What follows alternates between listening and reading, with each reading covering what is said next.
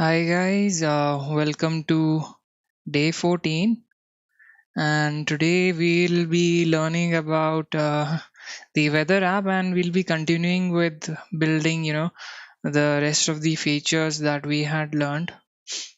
uh, Sorry, not we had learned, the rest of the features that we are going to implement. And hopefully you guys got a chance to work on yesterday's session, and we'll continue with adding more functionality to our app from yesterday. So let me just open the app. So these are all the things that we had done till yesterday, right? Let me just load the app over here. Okay, so this is what we had completed till yesterday. And good evening to all of you in the live audience. And we'll just wait a little bit and then we'll start today's session.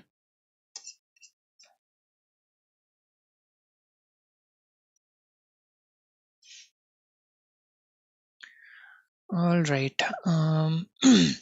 So today we'll be working on the search functionality. We'll be adding an input field.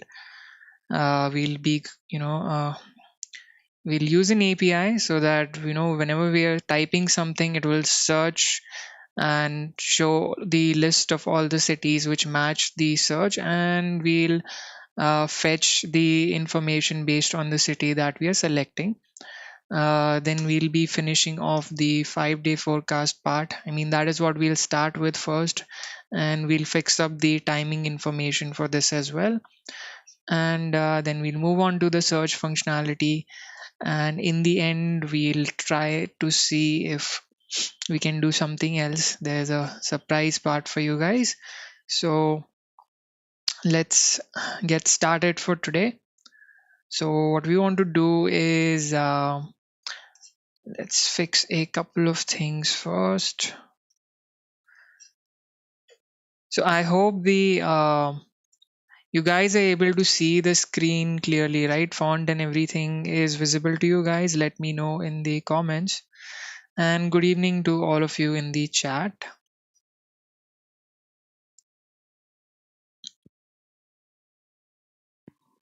All right. Um, so let's start working on the 5-day forecast. So we have this structure available with us in the 5-day forecast. And here, let's do one thing.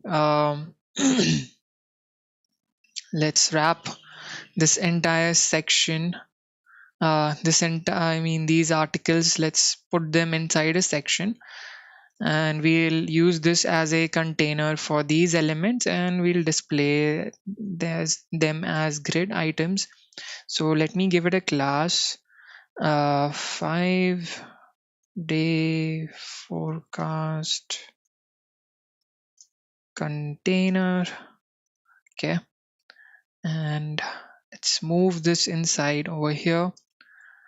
Okay, then for each individual article, let's give it a class over here as well. Let's call it day wise forecast. Okay,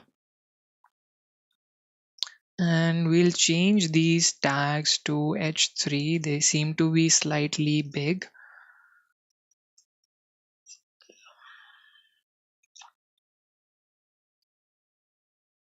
Okay, all right, and let's add some information over here as well. So this we will replace with the image tag. This is just for placeholder purpose right now, and this is for the let's give it a class of min temp, and let's call this as max temp. Okay, all right, so we have today, this is the image part, then the high and the low, and let's replicate the same structure below. So here we will have day wise data, right? So tomorrow is Wednesday, for example,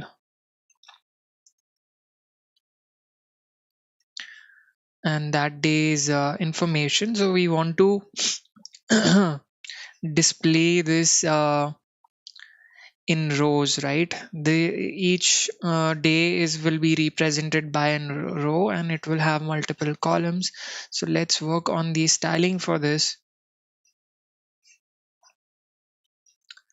Okay, so we are at the 5-day forecast. So first of all, we'll say text align to center. So everything is moved to the center. Then what we will do is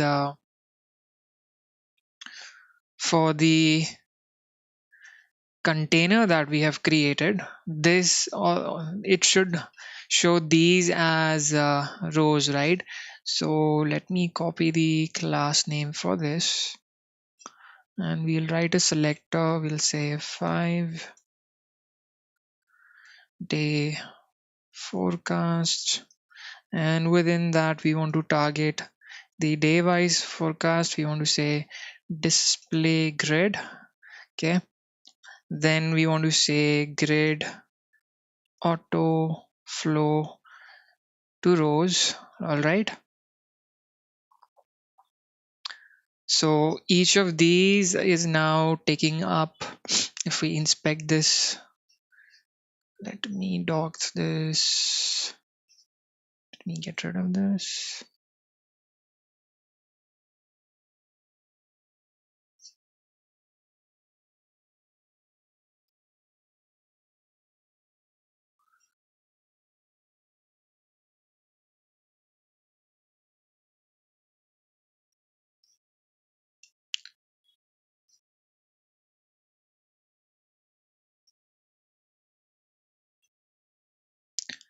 Okay, let's zoom this a bit.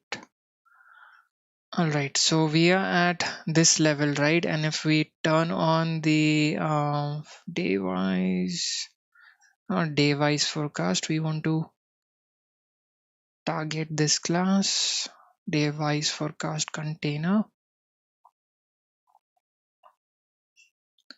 Okay,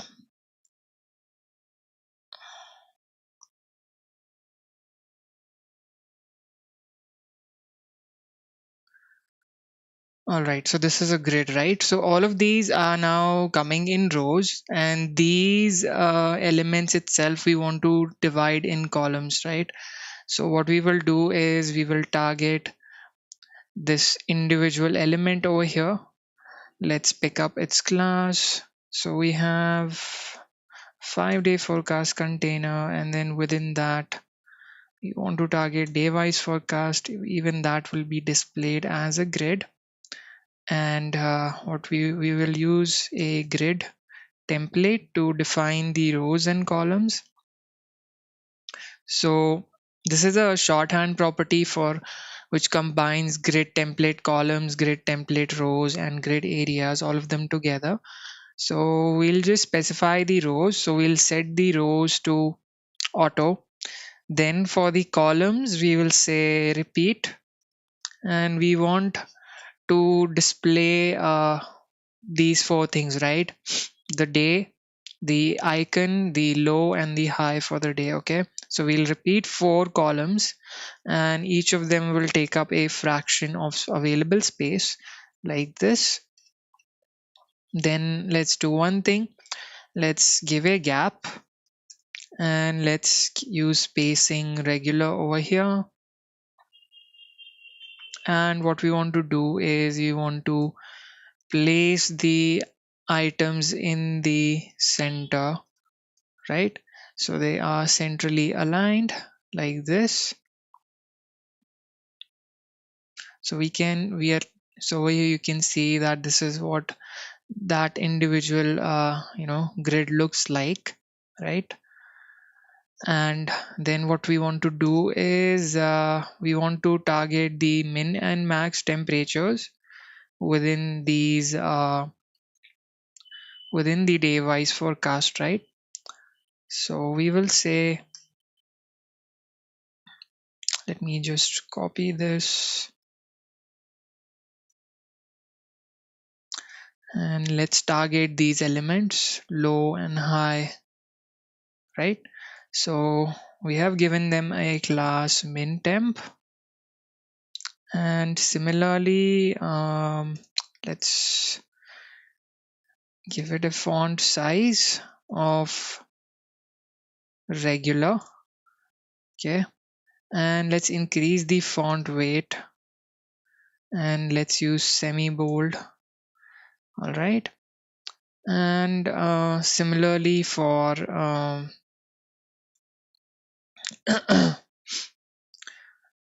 we want the same thing for the max temperature value as well. So let's repeat this entire thing, but instead of min temp we'll use max temp this time.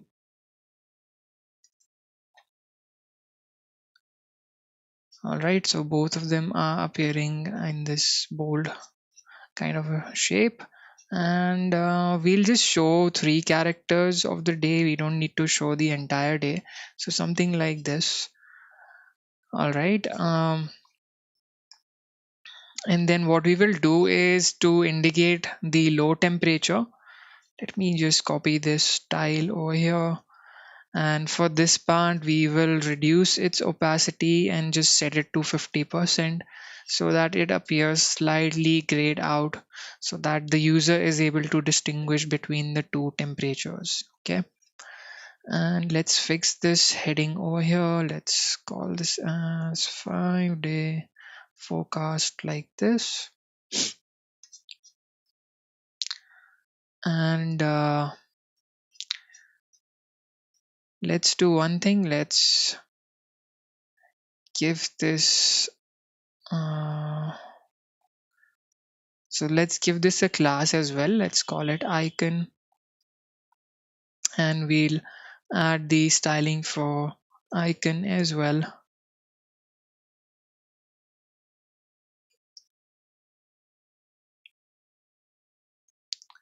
And let's give it a height of 75 pixels and width of 75 pixels and a height of 75 pixels. Okay, so this is where the image will be coming like this, and what we want to do is we want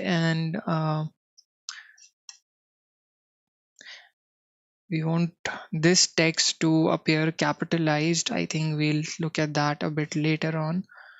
So I guess we are good to go with the styling part for the 5-day forecast. Let's work on the implementation related to this. So let us create a function const load 5-day forecast. Okay, and this function will get the let's call it from here load 5-day forecast. It will also receive the hourly forecast.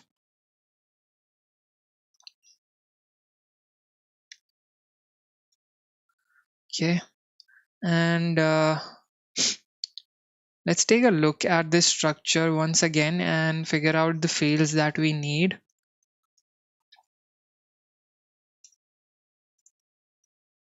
Not 5-day, sorry, hourly forecast.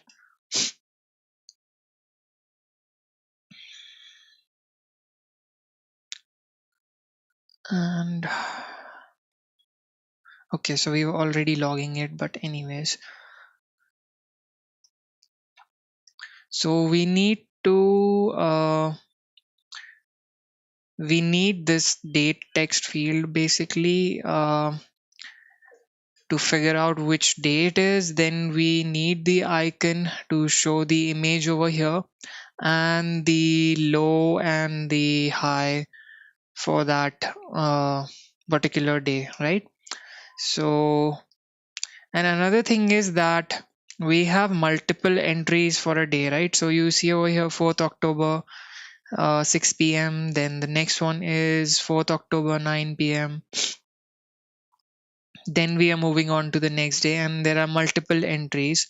So we kind of need to group all of these entry and just figure out uh, what is the maximum and minimum amongst all of those entries.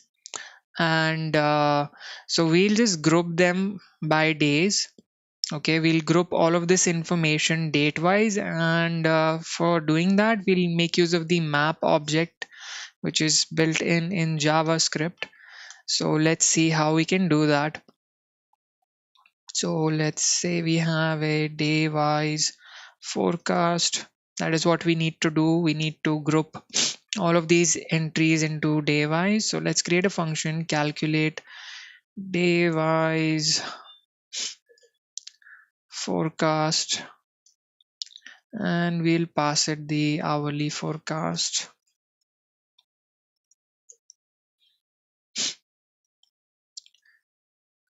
Okay,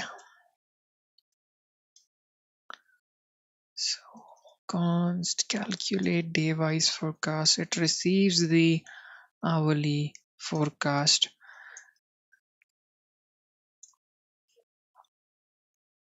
and let's create a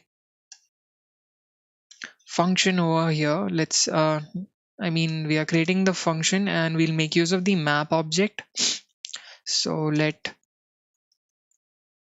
day wise forecast equals new map. Okay, and we want to go through all of the forecasts which are available, so we'll loop through all of them. Let forecast of hourly forecast, right? And what we want to do is we want to group all of that information in days, right? So for that, let's create an array which has all the 7 days of the week. So const days of the week. Okay, so we have Sunday, Monday, Tuesday, Wednesday, Thursday,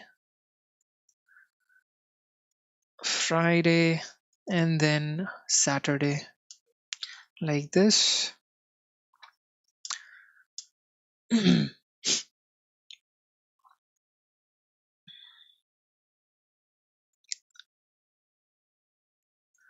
So what we will do is so if we look at over here, we have all of these fields, right? So first of all, we need to get the date text, right? And from this we will figure out what day of the week it is. All right, so let's do this. So const date equals forecast dot date text, and we want to split this, right? So the date, there's the date part, then there's a space, and then there's the time part, right? Just excuse me, I have a bit of a cold uh, going on, so if you know I'm just having a bit of a trouble speaking, so just excuse me for that part. All right, so we want to split it using this space, and we're interested only the first part, right? And we're using array destructuring over here, and this will return an array, and we're interested only the date part. We have it over here. Then what we want to do is from this we want to get the day of the week, right? So we'll say days of the week, and we will basically just pass it a date instance. And so for example, if we copy this part, right,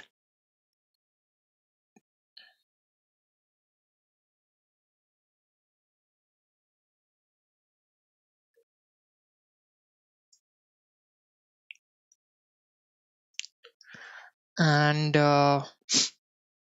if we pass this to the date object, which is built into JavaScript. So if you look at this, the date object, when we just say new date, it is giving us the current date and time, right? And if we just pass it this information like this, so it's giving us the current date along with the time zone information. And on that, if we call get day, so it gives us an integer which basically corresponds to the day of the week. So we'll just say we'll pass this date and we'll call the get day function over here.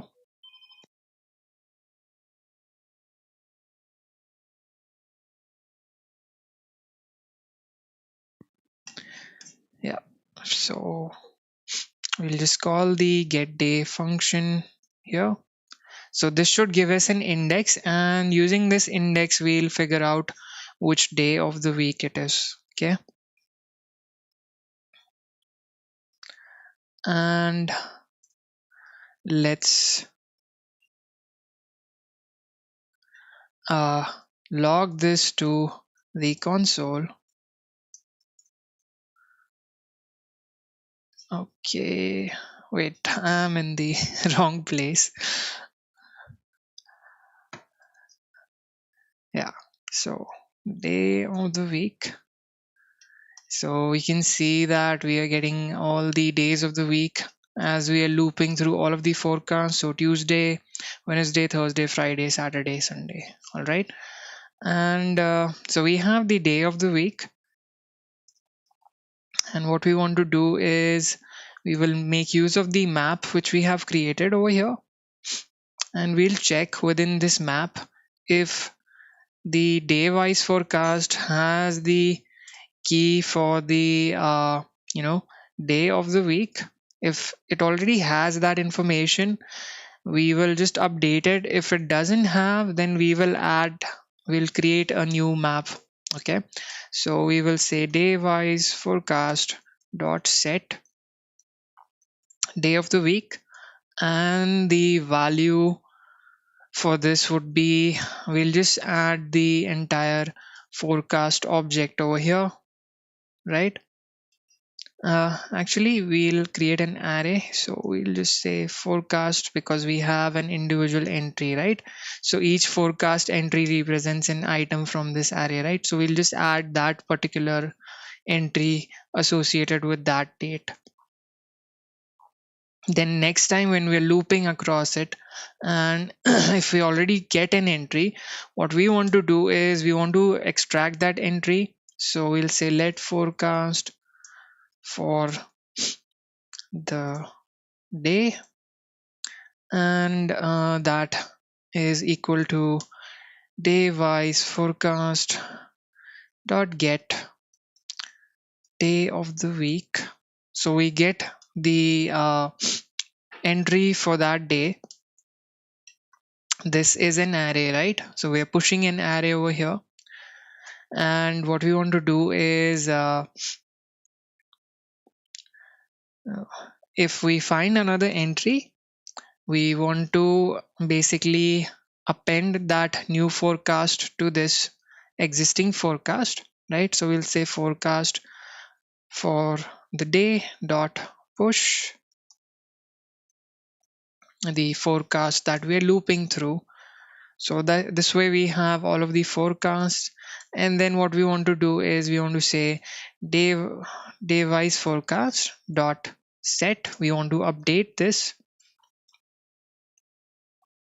All right, so over here what we will do is we will pass the day of the week and pass it the forecast for the day. Okay, all of the entries should be available, and let's see what we are getting in the day wise forecast object. So we are getting this map, right?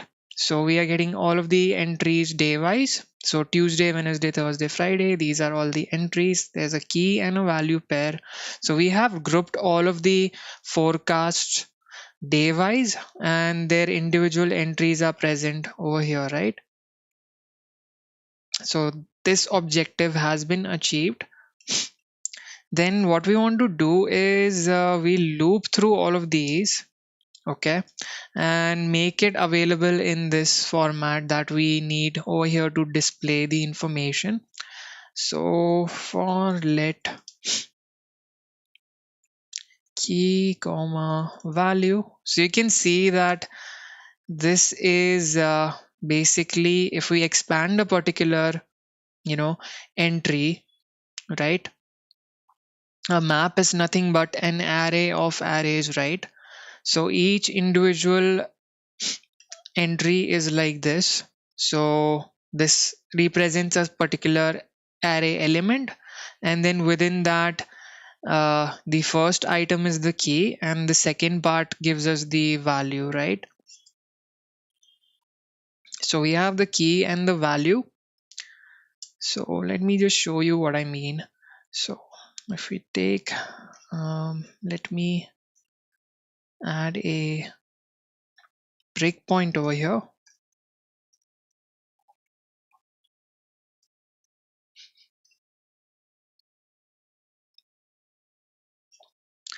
And let's go to the function calculate. Oh, I have misspelled this. Faywise. It should be daywise. All right. So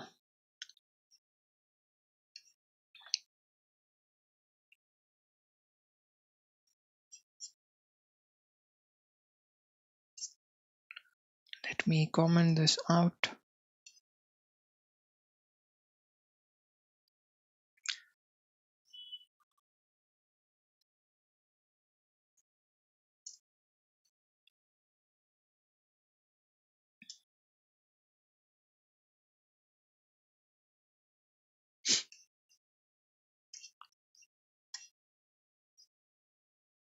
All right. So we have this element day wise forecast. If we look at its structure, so we'll say array.from. So this will convert this map object into its array pre-presentation. So you can see this is basically an array of arrays, right? And each item is an array, okay? And the first part gives us the key, right? This is the key, and then this is the value, right? So this is what we are doing over here. So we're saying key value of day wise forecast, which should give us an individual pair from here, this one, right? So this is the key, and the value is an array of all the forecasts which were there for that particular day, right? So this is what we're doing over here. Then what we want to do is we want to calculate the minimum temperature out of these multiple entries, right? So this one has a min temperature and a max temperature, and this one has a min and a max. So we'll figure out what is the minimum amongst all of these entries and the maximum amongst all of the entries. So to do that, what we will say is let min temps, let's just say temperatures equals math dot min. Okay, this is a built-in function, and we'll just spread all of the values, right? And what we want to do is so this is an array. Let's just say array dot from, because this will give us this entire entry, right? And we are only interested in this field, so let's just extract this field from this, this object. So we'll just say array dot from, we'll pass it the values object, not the values, the value object. And then this is the mapping function, so we'll just say val, and we are interested in val dot temp min, right? So we're just extracting all of the minimum temperatures and passing that to the math.min function. So it should give us all of it should automatically search for the minimum value amongst all of the temp mins, right? In all of these instances, it will try to find the minimum temperature using this utility. And similarly, we want to do the same thing for max temperature as well. So I'm using Command D, or you guys can use Control D if you're on Linux or Windows. And I'll just replace this with max. Okay, so we have max temperatures like this. And so this is giving us minimum and maximum. And what we will do is we also need the icon for this, right? We need the icon, low and the high. But first, let's just add this information to the forecast. So we'll say day wise forecast dot set. This is the key, which is the name of the day. Okay, and then the value, we are providing a new object. Okay, we have flattened all of the arrays and we are just providing individual values. So temp underscore min is min temperature, not temperatures. Or you know what, just to simplify things, I'll just rename this as temp underscore min, and I'll rename this as temp underscore max. Okay, and using the shorthand property, we'll just get the same objects over here. And for the icon, we'll just pick a random icon which is there from all of these values. Whichever is the first icon that we're finding, we'll just pick that. So we'll just say value dot find. This is an array, and we'll provide a condition over here. So we are looping through each of the individual items. Whichever is the first element to have an icon field, we'll just return that. So v dot icon. Okay, and let's take a look at the day wise forecast now. Day wise forecast after all of these changes.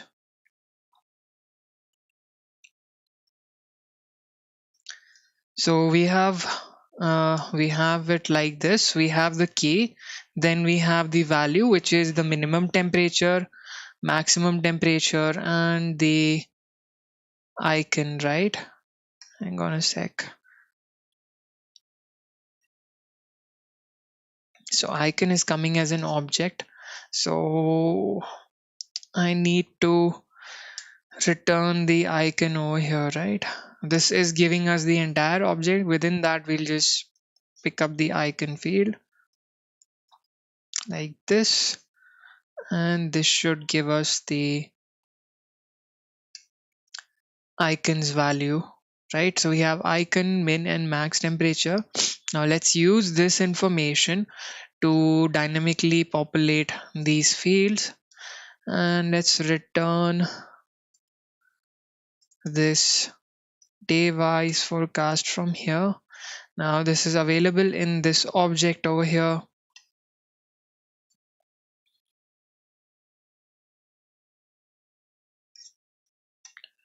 Okay, now once this information is available to us, what we want to do is dynamically build all of that, this part.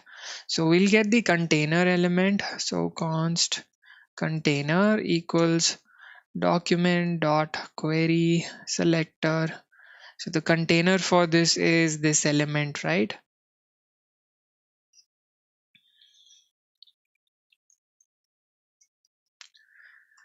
Okay, and we have this container, and within that let's create a string device info. It is empty to begin with. Okay, and what we will do here is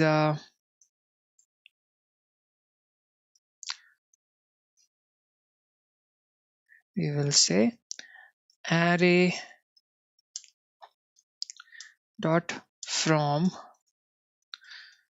So this is giving us, this is a map object, right? And we will convert this into an array. Okay, and then we will make use of the map function. So we are getting a, so this is an array of arrays, right? So the first part is the key, and the next part is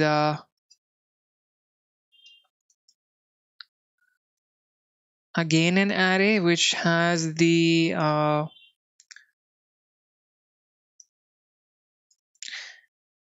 hang on a sec.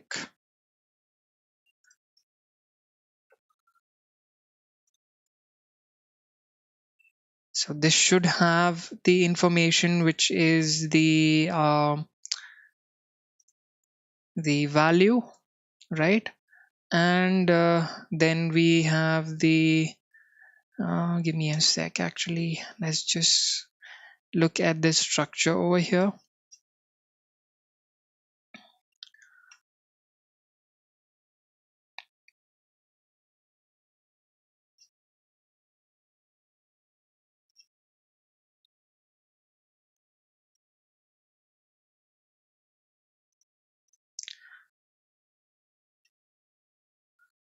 So the map function accepts two parameters.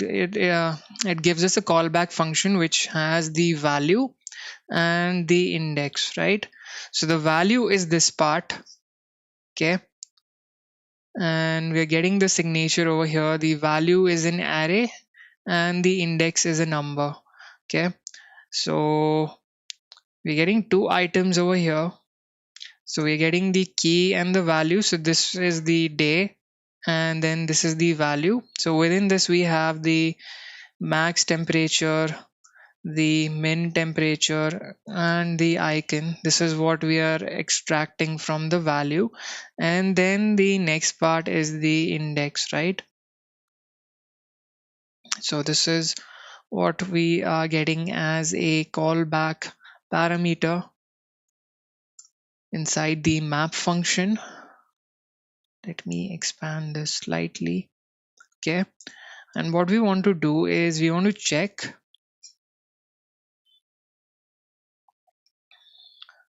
that if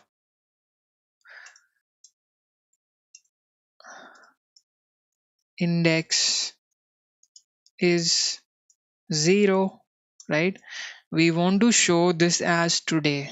Okay, and for the other cases we want to do something else. Actually, let's do this part while creating the template only. So I'll just copy this part. This is the part that we will be recreating. Okay, let me paste this over here, and this will be assigned to this variable device info. We'll append all of these articles one by one over here. And so over here we want to check if index is 0. In that case, what we want to do is we want to display today. Otherwise we'll just display the key.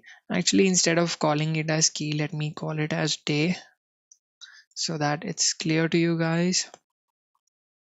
Then we want to set the image URL. So we'll make use of the icon utility which we had created last time. Pass it the icon, and we'll just say icon for the forecast over here. and here we'll pass the temp min, and here temp max. Okay, so we converted this map sorry, this map object into an array using this function. Then we're looping through all of the items in the array because map function is only available on the array, right? Then we are getting a value and the index, right? This is what each callback of the map, each callback is called with, right? For each individual entry, we are destructuring this part, right? And just picking out these fields which we need. Okay, and we're checking the index over here to show the day as today. Otherwise we just show the name of the day as it is. All right, so let's save this. uh Hang on, before we do that, we need to set this string as the inner HTML for this container, right? So we'll say container dot inner HTML equals daywise info, and let's save this. And we can see that our 5-day forecast is available, right? Today, Wednesday, Thursday, and what we will do is since we want 5 days, this is somewhere around 6 days. What we will do is we'll add a check over here. If index is less than 5, right? Only till then we'll add this. So now we have 5 days, and we need to format the temperature, right? So we'll make use of the function format temperature,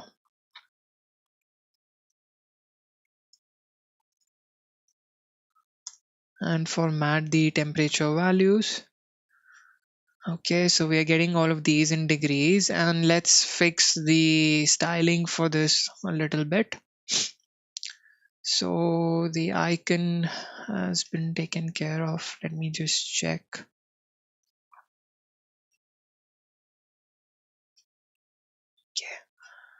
We need to target these elements. Let's give them a class.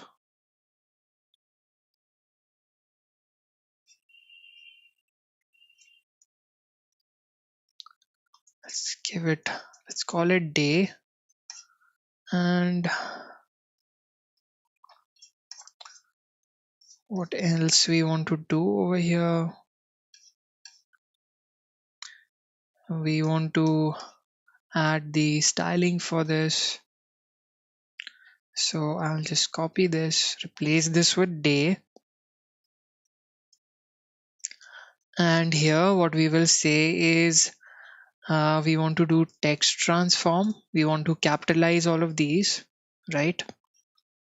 And we want these days to start from this, right? So we will say justify self justify self, and we want to make use of the start value for this. So you can see that all of these items are starting from here.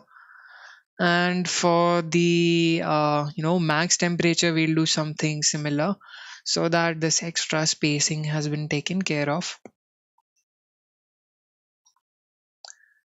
So let me copy this,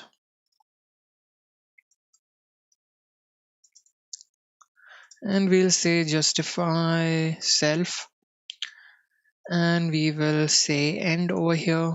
So this is now more towards the end.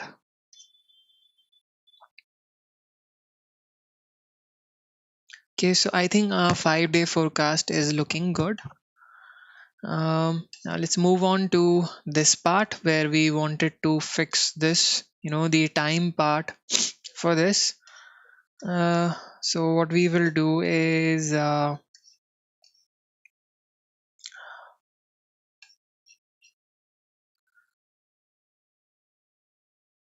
Yeah, so this is our function for loading the hourly forecast, right? We want to format the dates. Let's do that now.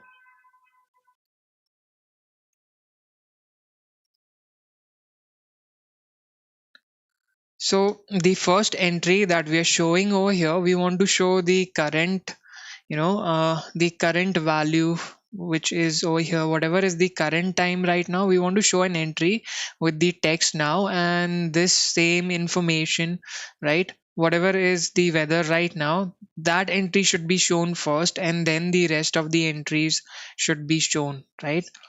uh, so let's make that change.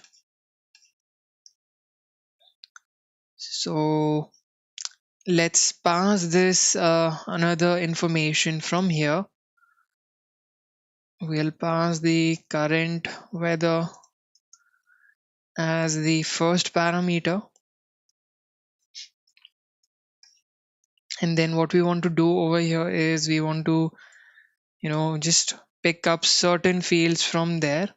So we're interested in the main, right? And we're interested in showing the uh, temp max.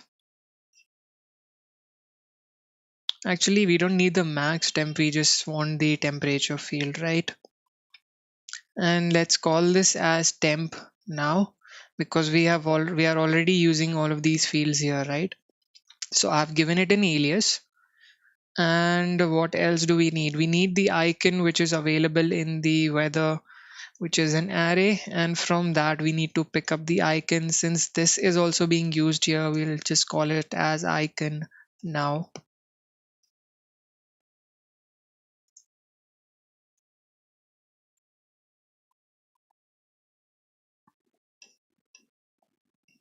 All right, so we have this information for the current forecast available to us, and then we will be showing the rest of the hourly forecast.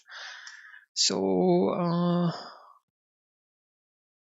wait a minute, wait, I'm in the wrong function. We wanted to do this not here,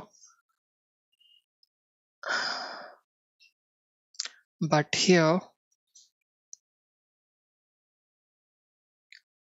Okay,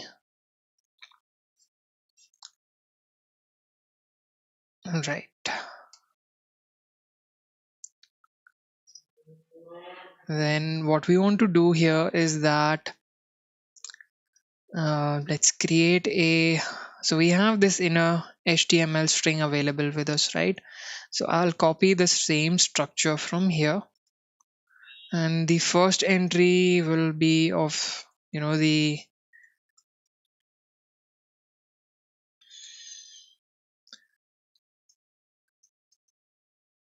current weather. Okay, so this part, instead of splitting all of the things, we'll just show this as now. And then we are getting the icon, so we'll make use of icon now over here. And for the temperature, temp now. So let's see if we are getting that entry. Are we missing something?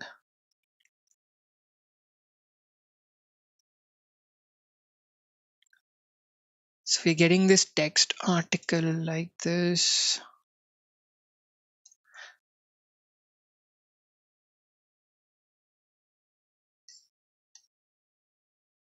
Time icon, hourly temperature. Am I doing something wrong?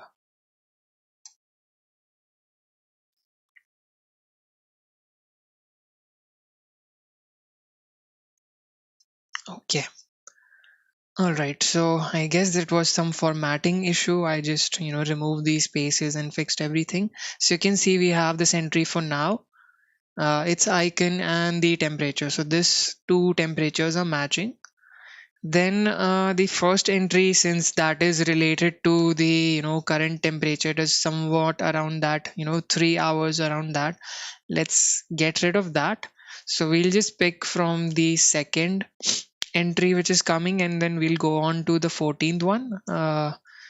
So this should give us a 12, 12 entries, right? Okay, so from now, then the next one is of midnight, because somewhere right now, somewhere around 9 p.m., right? So 3 hours from now, and then there's a 3 hour gap between all of these entries. Now let's work on the formatting for this. So what we have available with us is the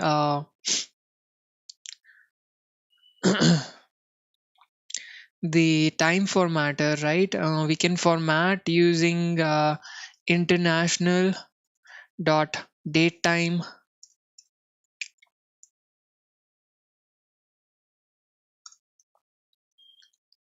datetime format. This is an object which we can create, and we can use this to format all of these dates.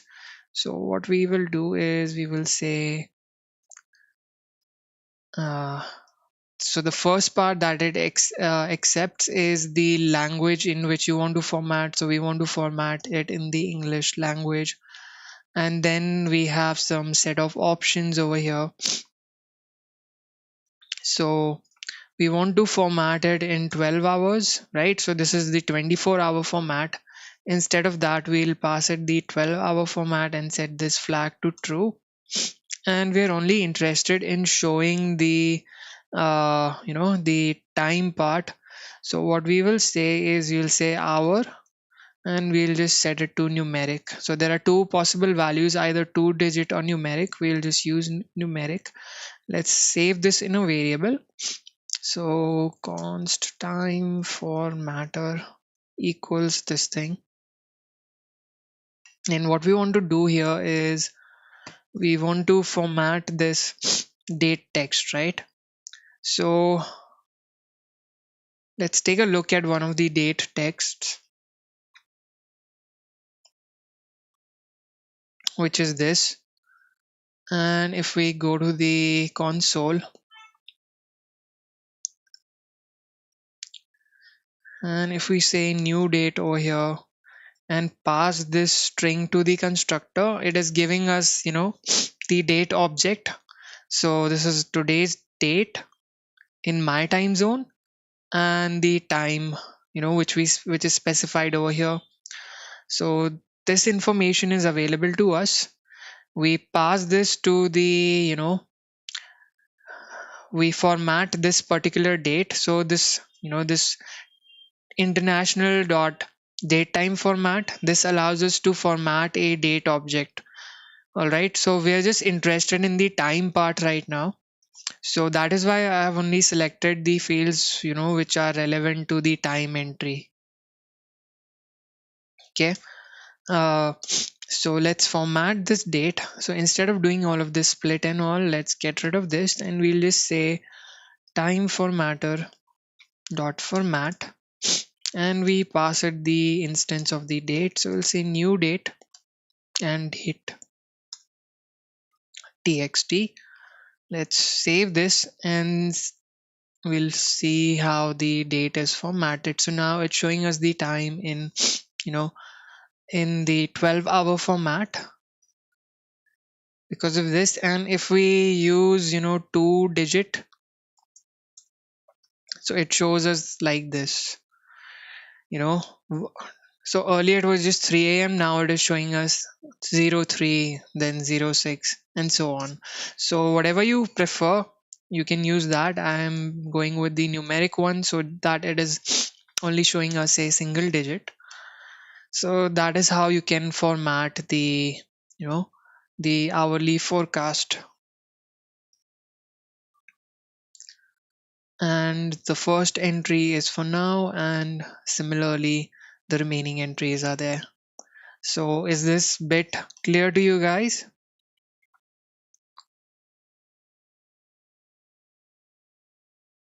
If you have any doubts, you can ask me in the comments.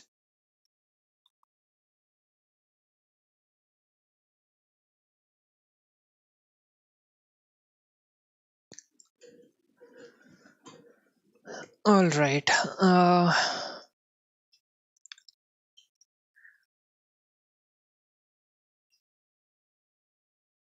So the basic functionality has been done. Now what we will do is we'll just take a short break right now, and then we'll work on, right now we have a hard coded city. We'll make this functionality dynamic so that you can search for a particular city, and whatever you're searching, that city's weather forecast, it will show in this format.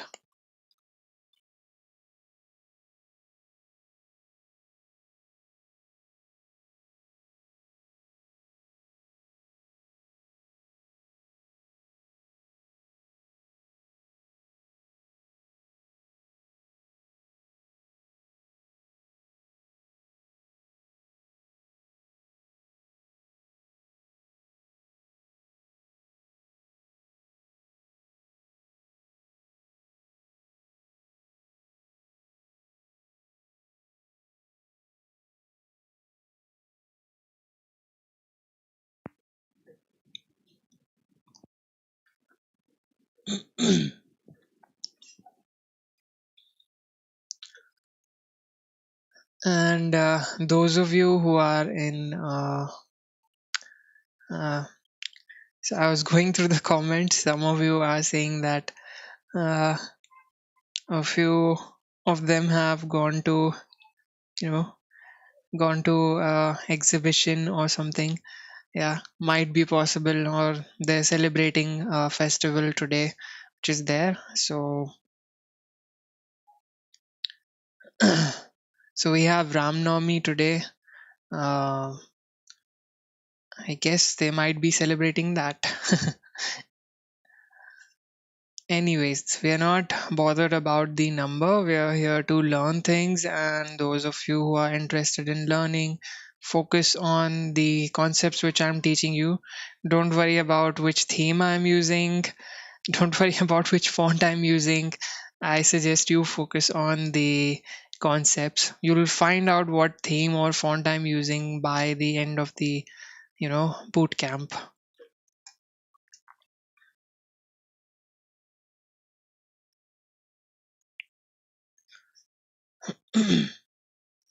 So let's work on the search functionality now.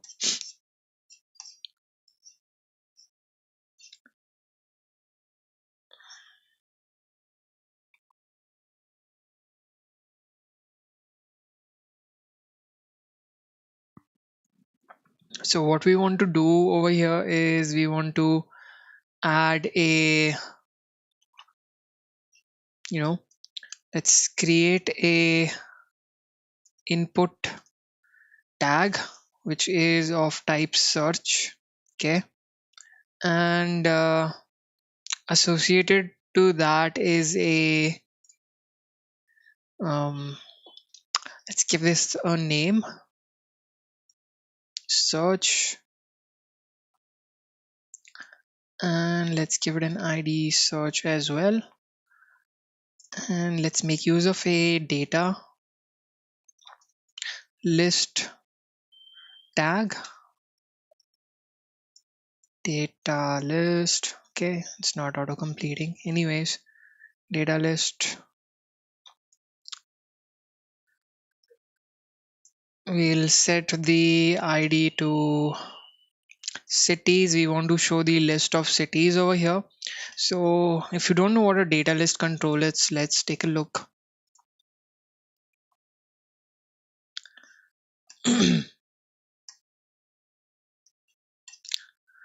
So this is the data list control. It can be associated with an input element. So we have some input element over here. We use the list attribute. This should match the ID which we are providing over here, right? And let's take a look at the example. So suppose we are showing the list of browsers over here, right? As we are typing, the entries which are matching the text which I have typed, they are being, only those entries are being shown. The rest of them have been filtered out. So this is the similar kind of functionality that we want to build over here. Okay, so we'll just say list, and we'll, link both of these together. List cities. Okay, and let's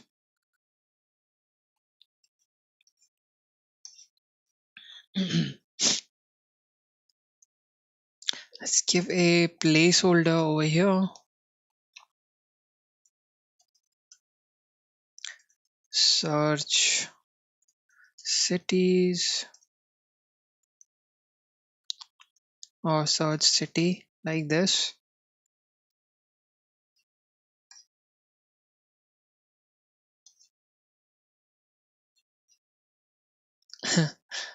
Hang on a sec. So I haven't added any area for this, so I think the grid has been broken. Let's add a section for this. Style.css. Okay, so instead of showing the current weather, first we'll show the area for search, and then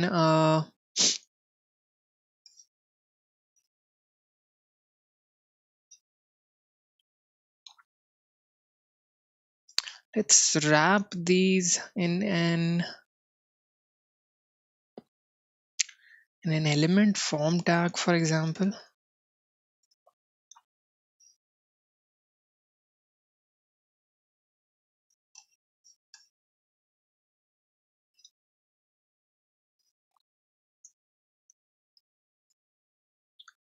Or rather, no, let's keep it like this only.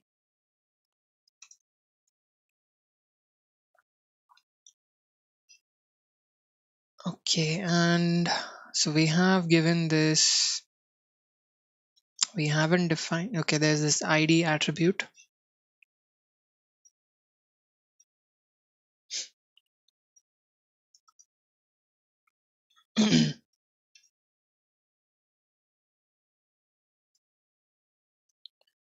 So let's target the search element. Okay, and we'll say grid area search. Hang on, what am I doing wrong?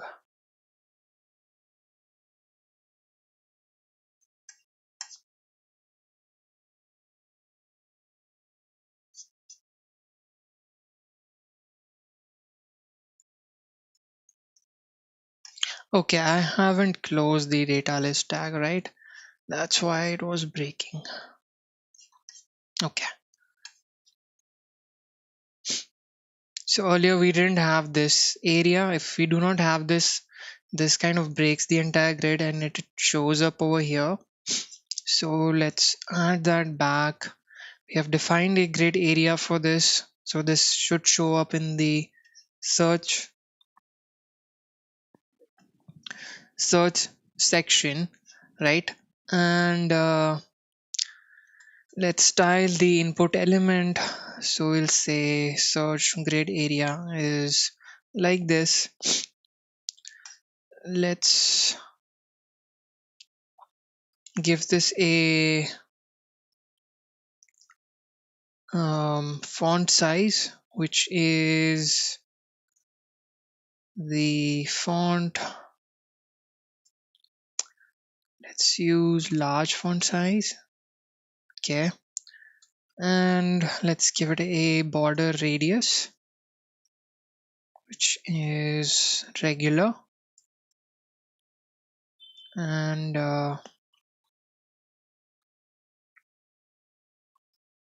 let's give it a padding as well, which is medium.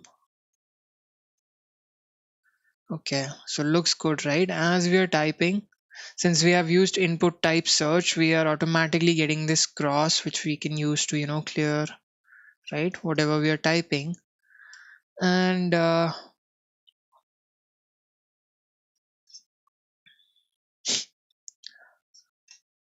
this is associated with this list, which has the ID cities. And the other thing that we want to do is We have given it an ID, a placeholder, and we have given it a list, class, and everything. All right, I think we are good to go from this front. Let's add a couple of dummy options.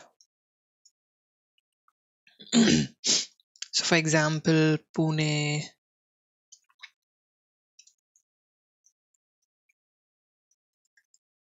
Mumbai. So the moment we added these values, you can see there's this drop down coming, and these are like the default values. Let's turn off autocomplete, not auto capitalize, autocomplete. Let's turn it off. So you can see we're just getting these two values from the drop down. All right, so what we want to do is we want to dynamically display this information. So there's this API available which we can use to fetch the forecast. We can use it to search for all the cities. So let's see how we can do that. Let me open that URL. So if we go into the current weather data, right, there is this section for geocoding API. So this API, we can provide it a name of the city, and it gives us the list of cities which match that information, and it gives us the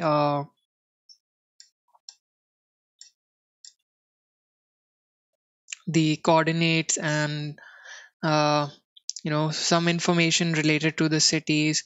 So all of that is available. So let's make use of this. Let's go back to our code. Let's create a function which allows us to uh, load all these cities.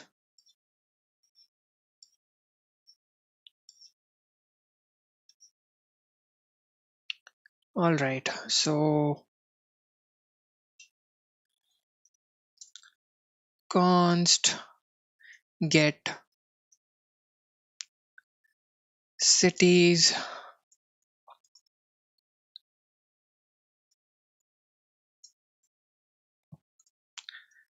fetch, and we'll pass it some search text over here.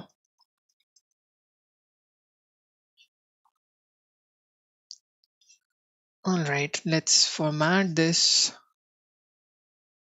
using the template literal syntax, and instead of the city name we'll pass the search text like this, and our API key.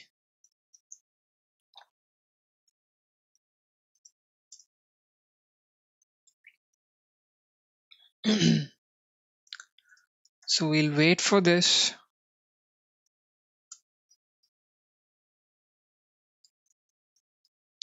We'll get the response, we'll wait for it, and we'll convert this response into JSON. So actually I'll show you the response from the network tab. So over here we'll just say return response dot JSON. All right.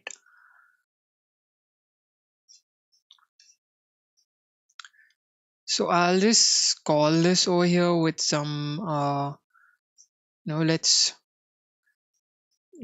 link this functionality to the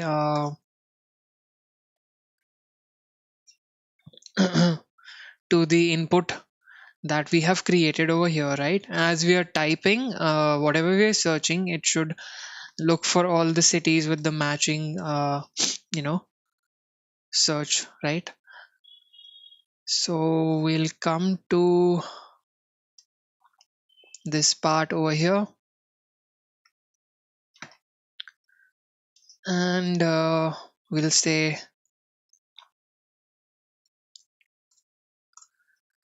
document dot add. No, you want to search for the input, which is having the query selector. Oops, select. We want to search by the ID, which is search, right? And we want to um, so we have this. We want to add an event listener. Actually, let's take this in a variable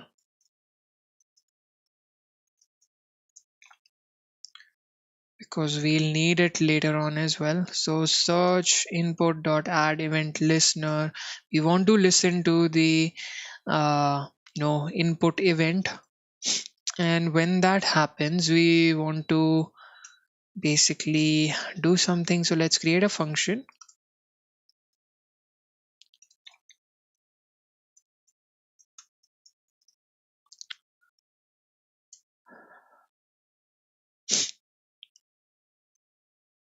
on search change. We'll get the event object over here, and let's pass this over here on search change like this. Okay, and we're interested in the value which we're getting, right? So we will say let value equals event dot target like this, and let's pass this value to the API which we have written. So we'll say get cities. Let me call this as get cities using geolocation.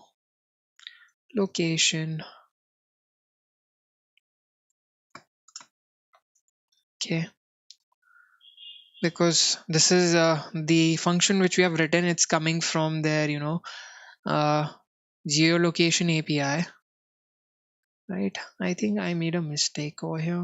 Weather, not weather. This should be, hang on a sec, I think I have the URL with me. I'll just replace it with the correct URL. Okay, so this needs to be search text. So we have this geo API. That's why I'm using the term geo. And we'll pass it the value of the input box from here. And yeah, let's see the response that we're getting. Okay.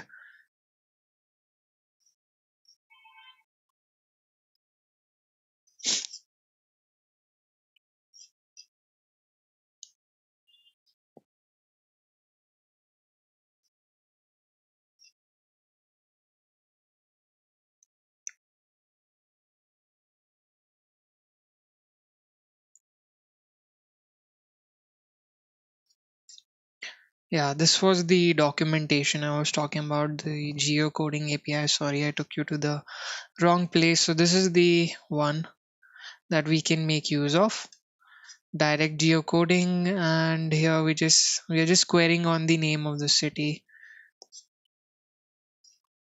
Let's see. Let me type something, for example, pu.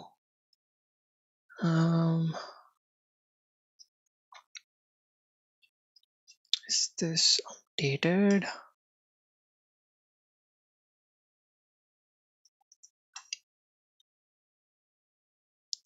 Okay, so we have pu.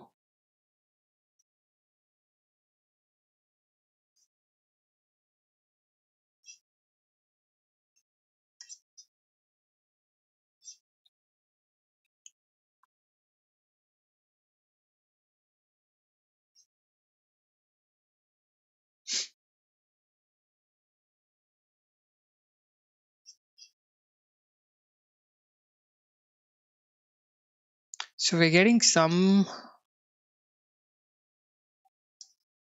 status is okay. preview. Wait, what?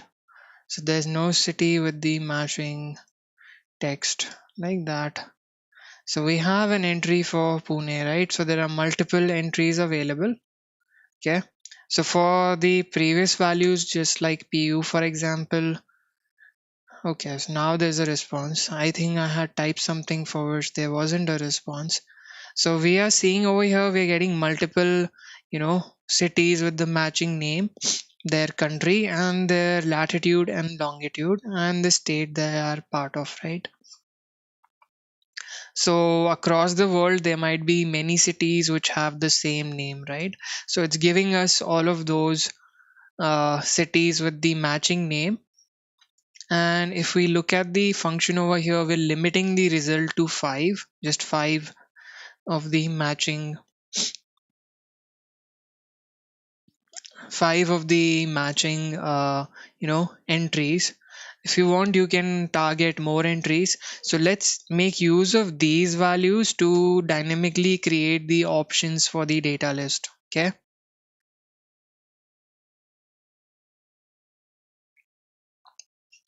And why DOM? There's a question in the chat. Why DOM function has a sync call as we are using it in all above function already? I am not sure which function you're talking about.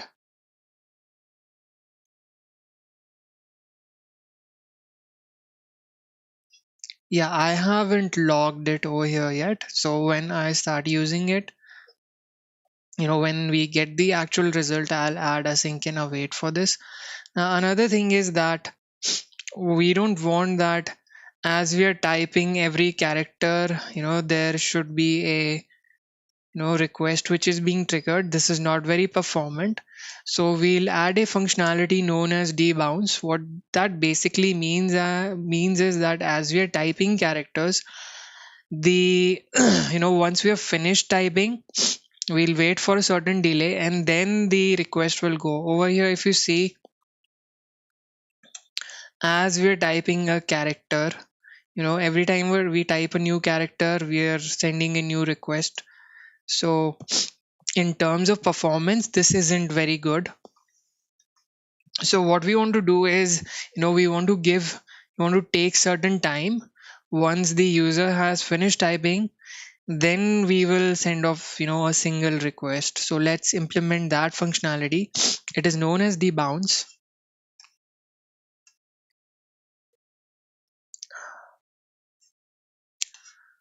So what we want to do is we want to implement this debounce functionality.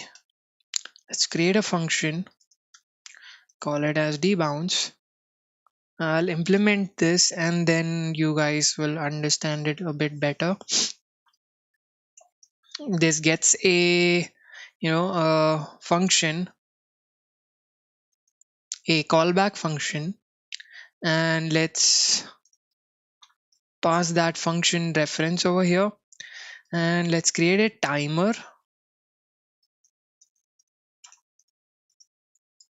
And what we want to do is we want to return this, and this function will get all the arguments, right?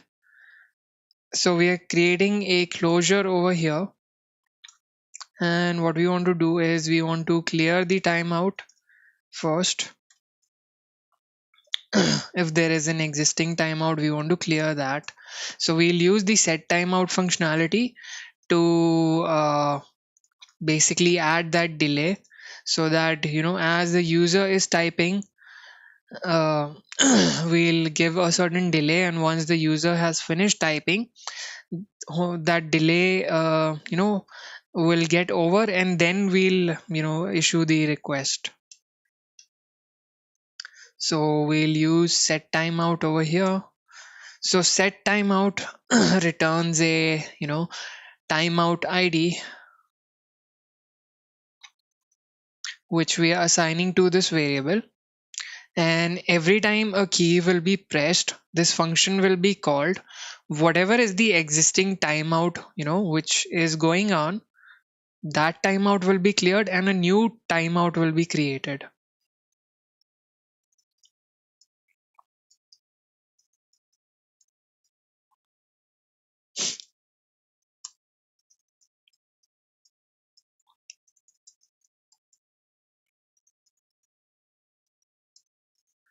And then within this timeout, what we want to do is we will say function, this function that we're getting, we'll call the apply on it, you know, and we'll just pass it an instance of this and the arguments that we are receiving over here.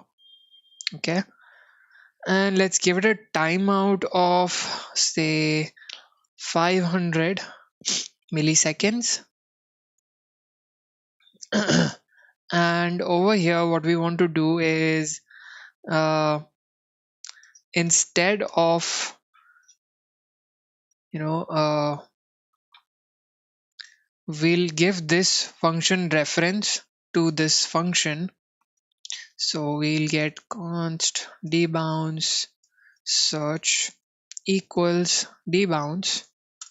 Okay, we'll give a reference of this function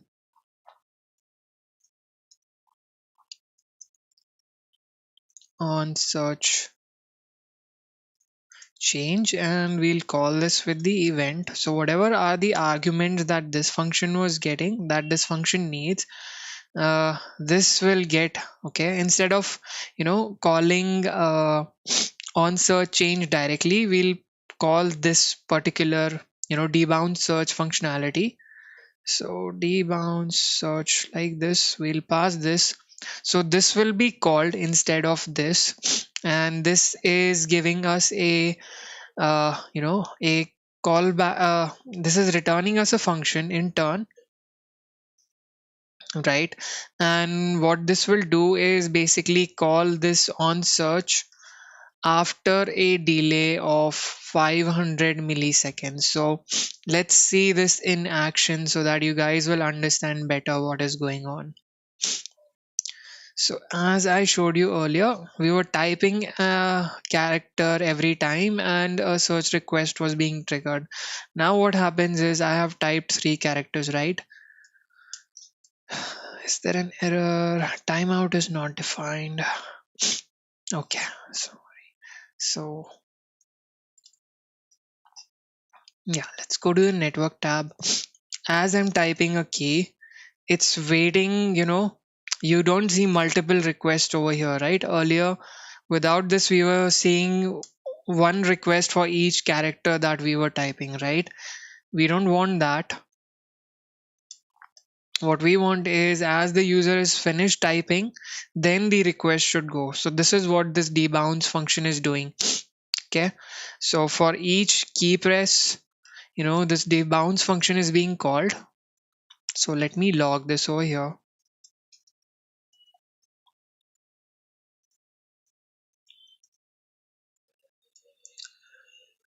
And so you can see debounce is being called for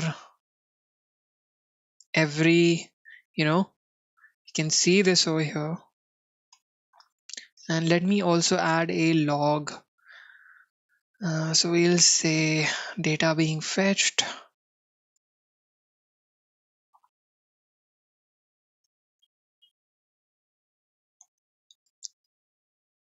Console.log, or rather let's take this in a variable. Const list of cities. Let's log the cities over here.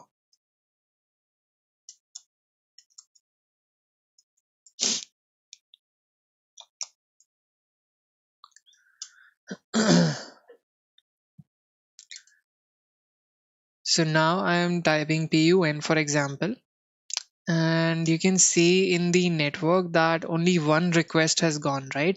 Earlier, for each character, there was a request being sent. And then we are getting the list of cities over here, which match the search term. And using this information, we'll create the options object so that multiple entries are shown, in the data list, and the user can select one, which is, relevant to the user.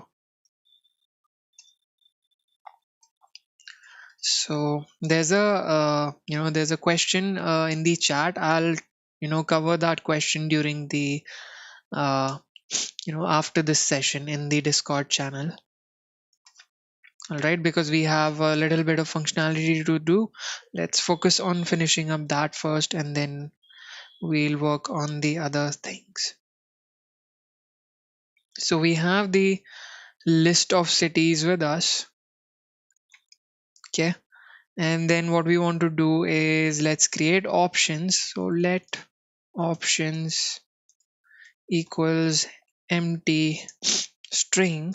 Okay, and we are interested in basically the latitude, longitude, and the country.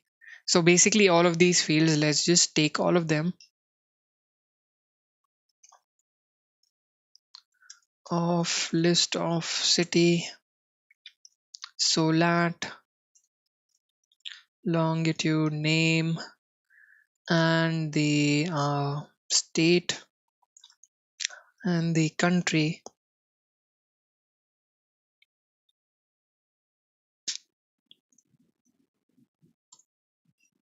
We have all of this available with us, and what we want to do is we want to create an option. So we'll say options plus equals. Okay,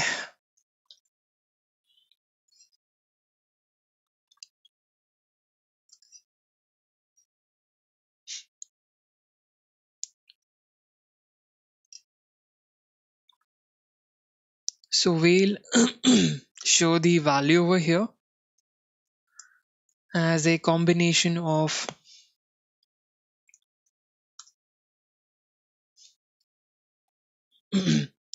name, then the state,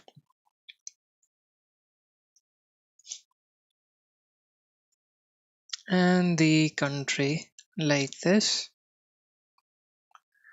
And once all the options have been created, we will append those to the data list. So we have given this an ID, cities.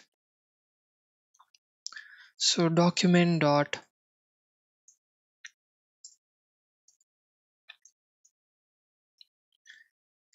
get that element using the ID, and dot inner HTML, we'll set that to options,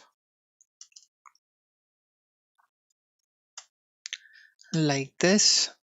Okay, so let's see if we are getting the options in this format.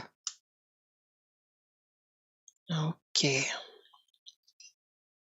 so PUN. So we're just getting one entry over here. If I type E, so we're getting all of the entries with the matching,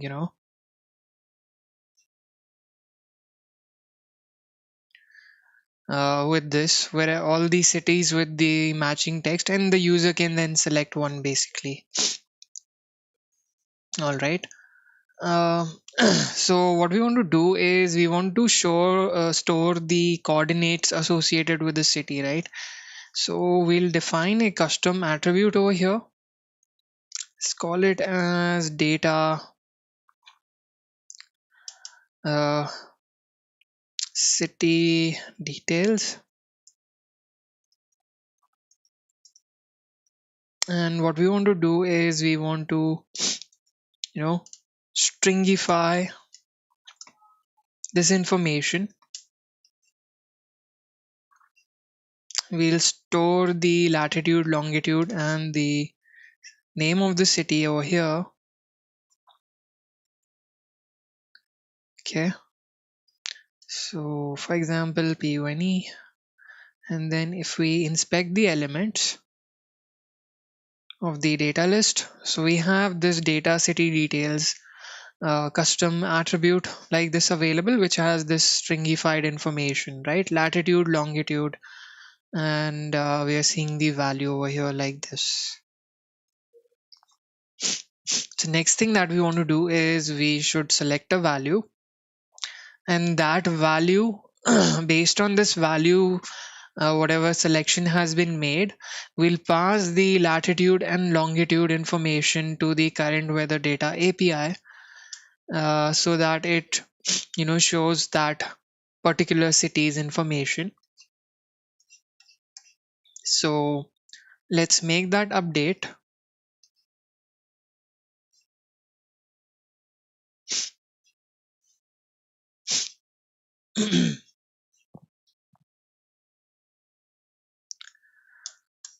All right. So whenever we are making a selection, the on change event, the change event is triggered on the input. So we'll add an event listener for that.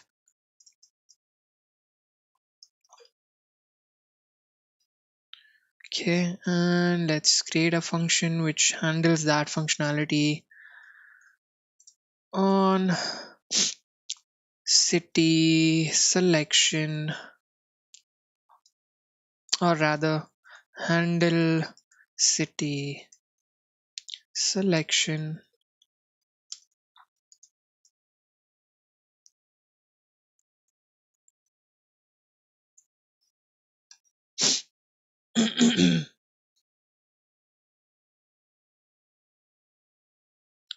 So what we want to do over here is let's pass the reference of that function, handle city selection, and when that happens we want to read the value which we'll get from the event object. So the moment I selected a particular city from here and I make that selection, whatever is this value, I want to read that and I want to figure out the option which has been selected. Okay, so let's get the search text. Let's keep that in a variable because we might need it later on. So let selected city text and let selected city. We have created two variables. We'll make use of them. So we'll say selected city text equals event dot target dot value, like this. And what we want to do is we want to find the option. So first we get all of the options which are there inside the data grid, sorry, the data list. So we'll find the element using query selector. The ID is cities, and within that we're interested in the option, right? So we'll get all the options. So we need to say query selector all. Okay, then we want to check if options dot length. Okay, and then we want to find the selected option. So let selected option equals array dot from. This is an HTML collection, right? If we look at this,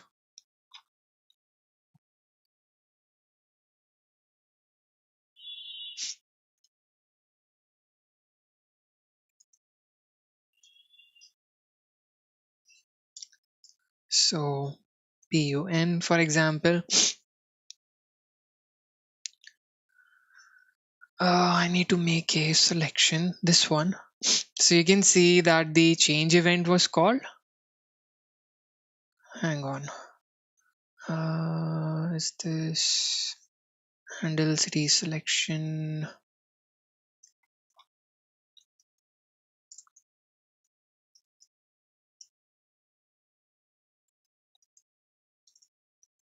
Selection done. Document, search input, add event listener, change, handle city selection, like this. Okay, let's see. Perhaps the code wasn't updated, so I say Pune. I make a selection. Okay, so you can see now this is a node list, right? It doesn't have the no, we can't This is not a regular array, and we can't use some of the looping functionalities that we would want to make use of, right? So suppose I try to do some of the array functions, such as the find function isn't available on this, right? If we take a look at the prototype, it's a node list and its prototype is the object. It's not an array. So we don't have a way to search for a particular element. So we have converted this into an array. And then what we want to do is we want to call the find function. Okay. So from a node list, it has been converted into a regular array. And then we want to find the option where the option dot value equals the selected city text, right? We find that particular option and we read its the custom attribute which we created, the data attribute, and we'll set that to the selected city. So since we had stored it as a JSON, we need to parse it.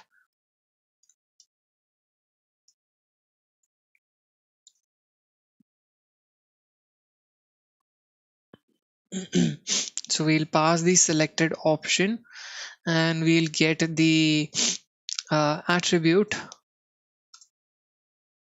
which is data city details, like this. Okay. And let's log this to see if we are getting selected city or not.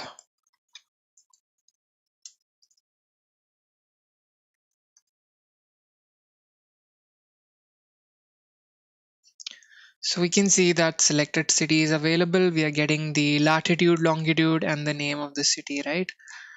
So just to verify that we are getting different latitudes, so we'll say Pune once again and then pick another one. So there is some bug. No, okay, no bug. List of cities is not iterable.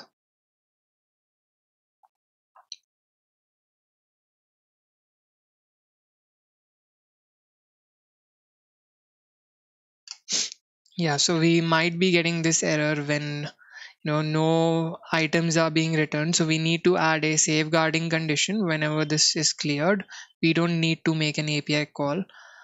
But before that, let's just check if the latitude and longitude are different. So they are, compared to this one. All right. And let's add some safeguard conditions over here. So we only do all of this if the the value is there, right? It should not be empty. And another thing is we should not call all of these unless and until we have typed something new, right? So suppose if you see right now, if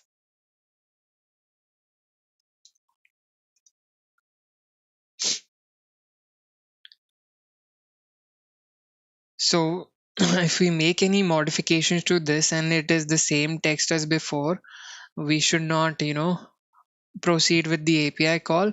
So selected city text, and the text which we have right now, they should not be same, right? Okay.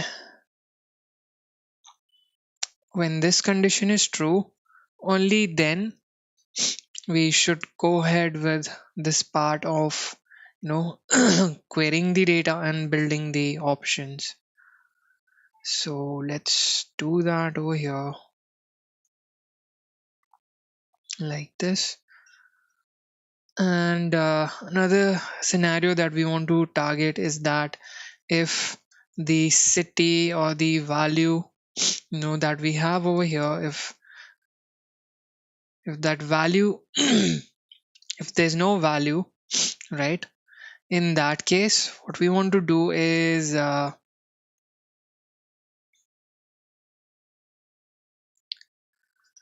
rather let's add that as part of the, no, we just want to target this particular condition. When there isn't a value, that means the text box has been cleared. We want to say the selected city is equal to null, and the selected city text is empty. Okay, and so we have the options available with us, and once this part has been done, what we want to do is we want to uh, now fetch all the information based on the earlier we were passing a hard coded string over here, right? Instead of that, we'll pass this the select we'll just pass it selected city. Okay, and we'll get the,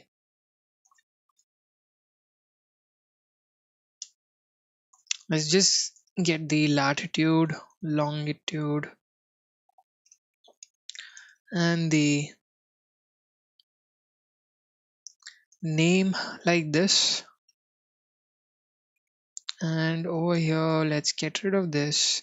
What we want to check is so there's a different URL. If we remember yesterday, we had seen, which is just specific to the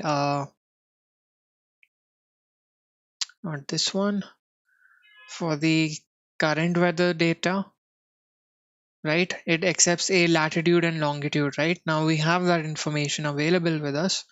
Let's use this URL. Const URL equals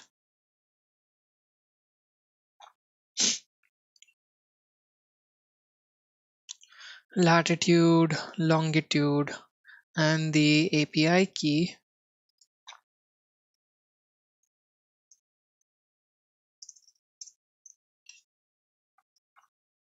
And if the latitude and longitude information is there, then we make use of this URL. Otherwise, we make use of the URL with the name of the city. Let me append this part. We want this to be in metrics as well.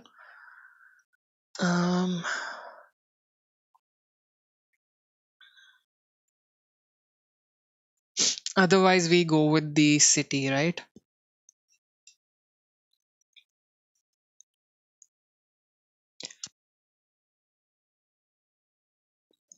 Sorry about that.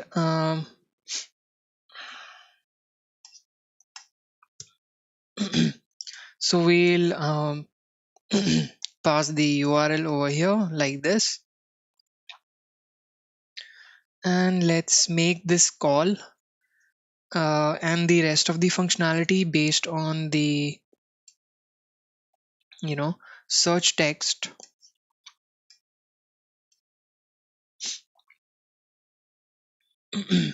So let's move this into a separate function. Let's call this function as load data.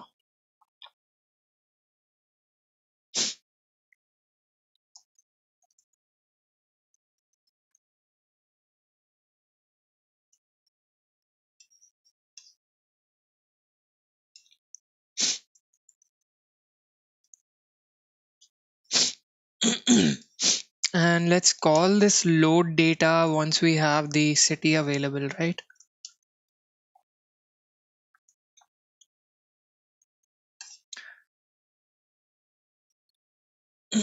Now, since we have this await, we need to turn this into an async function, right?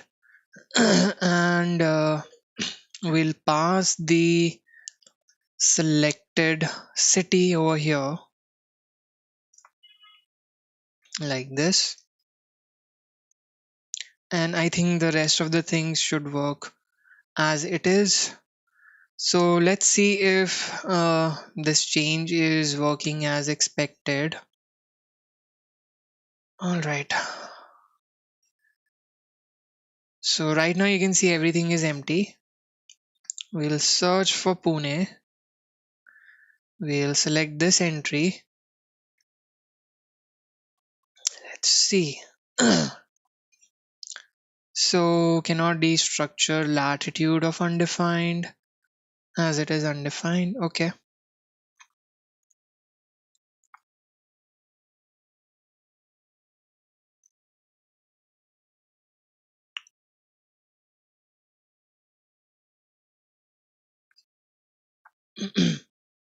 Actually, we need to call this not here. We have made a mistake. It should be when we are actually doing the selection of the city, right? So it should happen here. This was the part related to the search functionality, and then here is where we are doing the actual selection of the city from the this list, right? So Pune, and you can see that whatever city we are selecting, we are getting the data for that. Let me clear this. Now, for example, let me search for London. So we have multiple entries available. Let's pick this one. So you can see that we're getting the hourly forecast for London, right? Similarly, let's see if we have any other city, for example, New York. So there are multiple New Yorks available. We'll go with the first one. So you can see that there's a mist. This is the icon for that. We have the 5-day forecast as well as the humidity and what it feels like. So we have this dynamic search functionality. So you can search for any city, right? For example, we search for a different New York. So it's giving us that information. Similarly, we can search for, say, Paris. Uh, this one, hopefully. So we're getting this entry, right? And let's see, there are two. Yes, both of them are same. Anyways, so this is how you can search for multiple cities like this. This one is in India, and we're getting this city's information. So we have dynamically added a search functionality. You can search for all the cities, and once you select a particular value, it is showing that city's forecast. All right. Then last thing that we want to do in terms of functionality is uh, we want to so when the user is loading this application for the first time, instead of showing some dummy data, we want to fetch that information from the user's browser. We want to use the geolocation API which is provided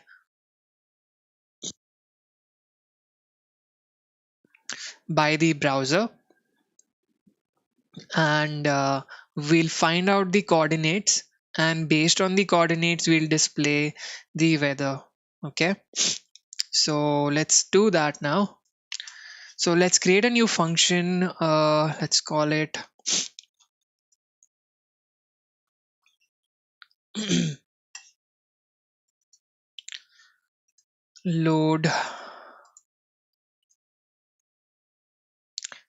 load forecast using geolocation.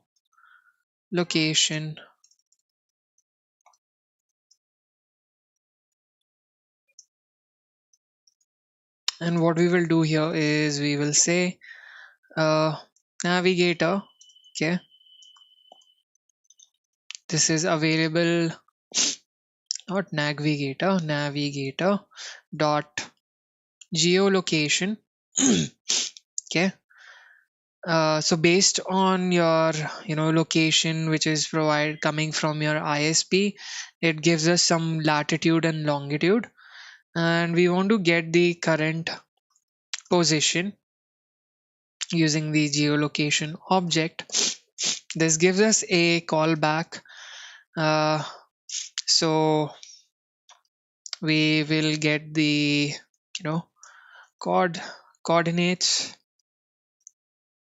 if it happens successfully, and if there is an error, we'll log that in the console.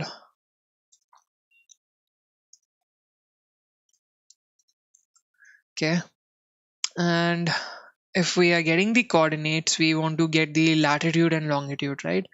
So we will say let, or rather const latitude.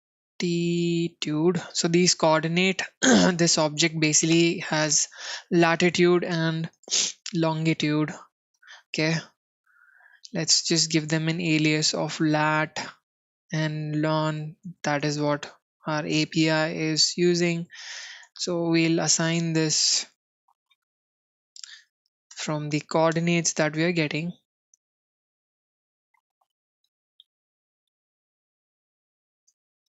and we'll just say selected city. We don't have a name, right? That is why we have added that condition over there. We'll just pass the lat and the long. Okay, this geolocation just gives us the coordinates. It does not give us the name of the city. This function doesn't give us the name of the city basically. And then once this happens, we want to say load data, right? Okay, and let's do one thing. Initially, let's get rid of all of these options. These are not needed. We'll just show, instead of temperature, we'll show two hyphens, some values over here.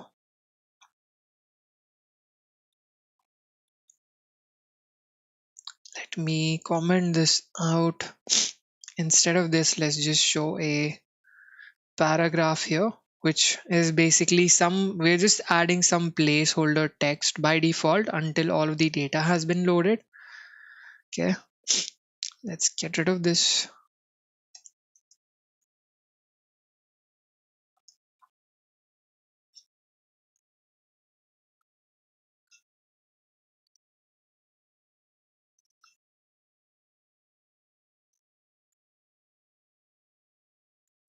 Okay, and feels like hyphen hyphen hyphen hyphen.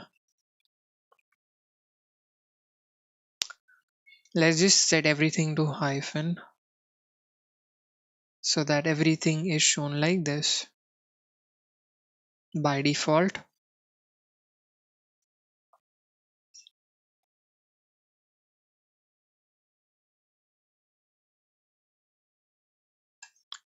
And for the hourly forecast as well, let's take a look. Load hourly forecast. This was the structure. Let's just copy this and paste this as HTML. Now, and instead of this, let's replace this with a p tag.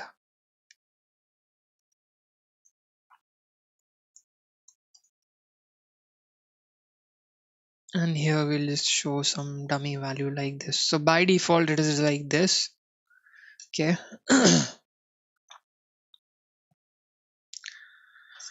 Let's see if we need to call the function, right?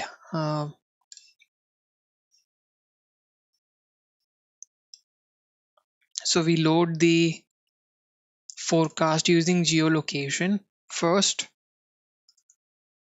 Okay, let's see if it was able to do that. So based on my ISP, I'm in a slightly nearby place and not in Pune, but yeah, basically it's fetching the information using geolocation, right? Let me show you from the sources tab.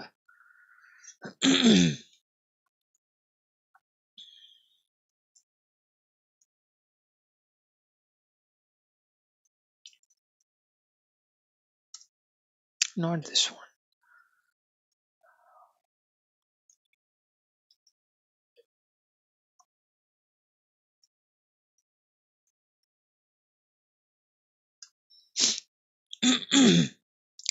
So you can see that when we do a refresh,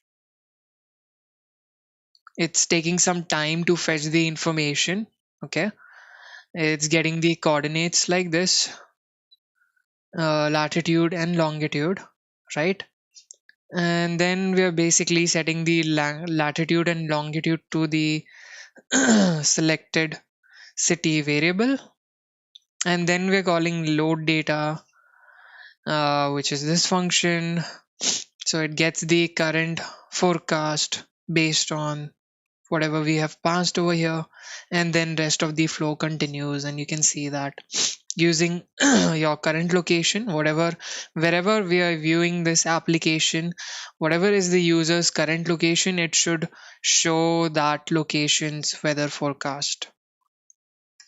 And if we do a search based on the name of the city, it should show that city's information, right? So we have successfully built this part. Let's make this responsive. Okay, so let's come to style.css. So we were all of the styling that we have done, that has been the mobile first approach. Let's handle this for the larger devices. So since we have used grid, it is pretty much responsive on its own, but for larger sizes, let's utilize this space differently. So we'll make use of media queries at the rate media, and when the width is greater than or equal to 650 pixels, we are targeting a specific range. We want to restructure our container, this main container. So let's take this class and add it here, and let's redefine the column. So we want a 4 column layout, and the since there are 4 columns, we are adding the area occupied by each of the elements. So the first entire 4 columns are occupied by the search functionality. Then we want to display the current weather in the second row. Then in the third column, what we want to show is the hourly data, and the next 2 columns should show the 5-day forecast. So 5 day like this. And then we want to show the hourly forecast as well. Not the hourly, sorry. So we have the current, then the hourly, then the 5-day. Then we should show the feels like and humidity over here. Right, and let's get rid of this. So we have a structure like this.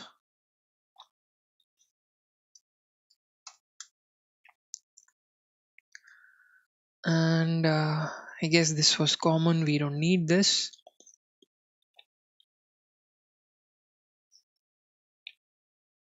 This is also not needed. We're just changing the number of columns and the area occupied by each column.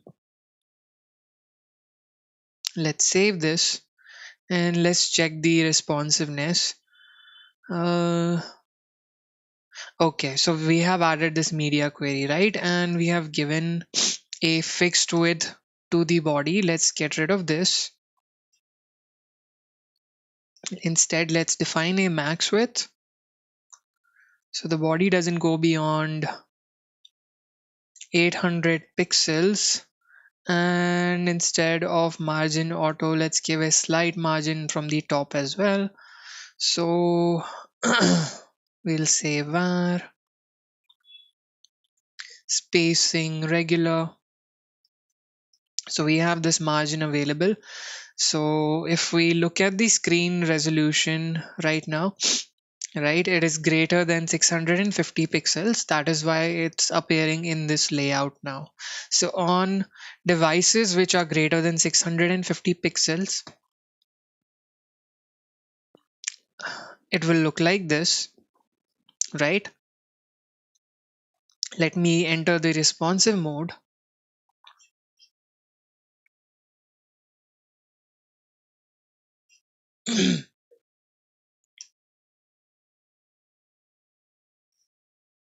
Okay, so right now we are at 877 pixels. If we are going below 650, you can see that it is, turning into the mobile view which we had created earlier, right? Something like this. Okay, so you can see that it's responsive, and as we go beyond 650, you can see that it's changing its layout, right? It is as per this uh, grid areas that we have defined over here: search, current, forecast. Then the two columns are occupied by hourly forecast, two columns by the 5 day, and in the next row the other two columns are occupied by the 5 day forecast, so that it's taking up this entire you know row. It's occupying two rows, and these two are taken up by humidity and feels like. So this is how we have made our app responsive. And you can go ahead and add different backgrounds over here. So to this container you can set a background URL. There are a couple of decent backgrounds available. uh, so you can use the light mode and the dark mode. You can use the media query based on the system setting. You can set a different background color or a background image. During the daytime you can show a sunny image or something like that based on whatever the forecast is. If it's cloudy, you can show a cloudy image, something of that sort. So all of those things I leave to you guys. So the basic styling we have done. You can improvise it, make this your own project, add this to your portfolio, right? Because we have implemented lots of functionality, from geolocation to you know search, searching functionality. You can search based on a city, and everything is working correctly. So New Delhi, for example,